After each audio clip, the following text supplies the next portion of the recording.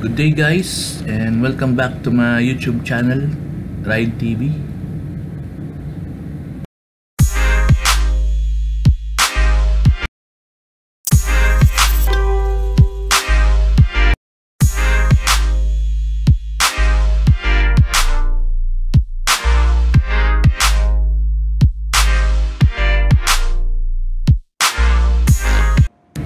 Guys, we are now here sa emergency generator room. So I'm now checking the battery, number 1, and there is also battery for number 2. Since yung generator natin is more solely battery operated, so ibig sabihin wala siyang mechanical option for starting.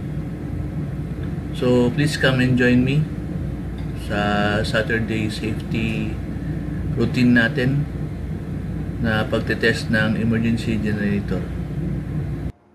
So before test run, i-off muna natin yung battery charger ng ating mga batteries, and then we put it on manually operated ng ating emergency generator to separate it from running on auto. See, the lights, hindi na umilaw yung kanyang standby, which is meaning na naka-manual na siya. Then we can go on with our test run on the panel of the emergency generator itself. Guys, do also watch my other videos, yung iba ko pang mga videos sa aking channel, Ride TV.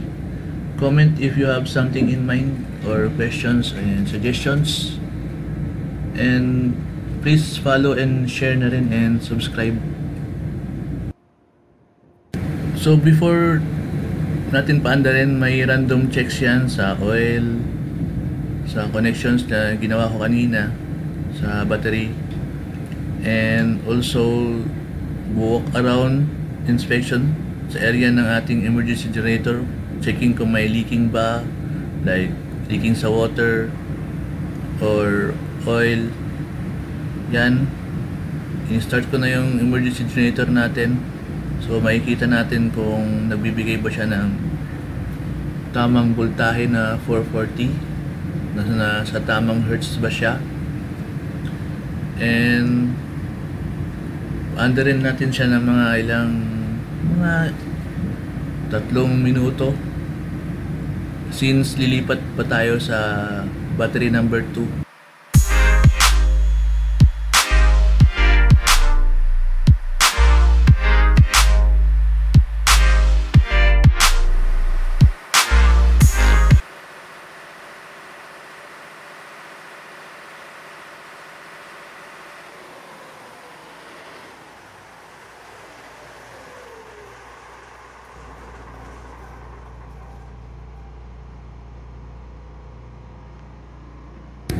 Yan guys, lipat na tayo sa battery number 2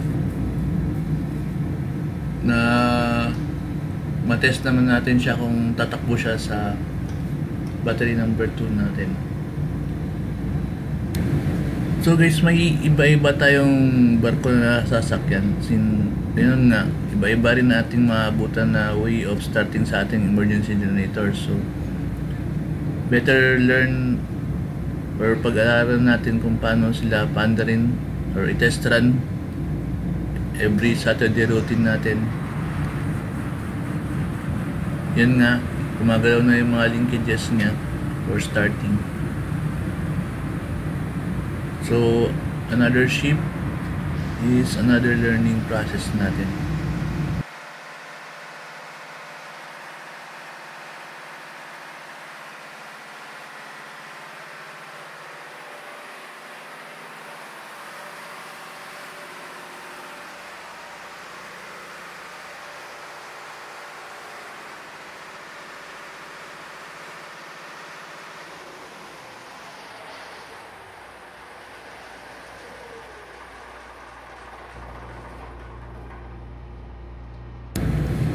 So yun nga guys, after natin ng testing is ibabalik na natin sila lahat from manual to auto, and pati na rin yung ating emergency or battery charger rather, na i-bike natin sila na i-on to charge again the batteries.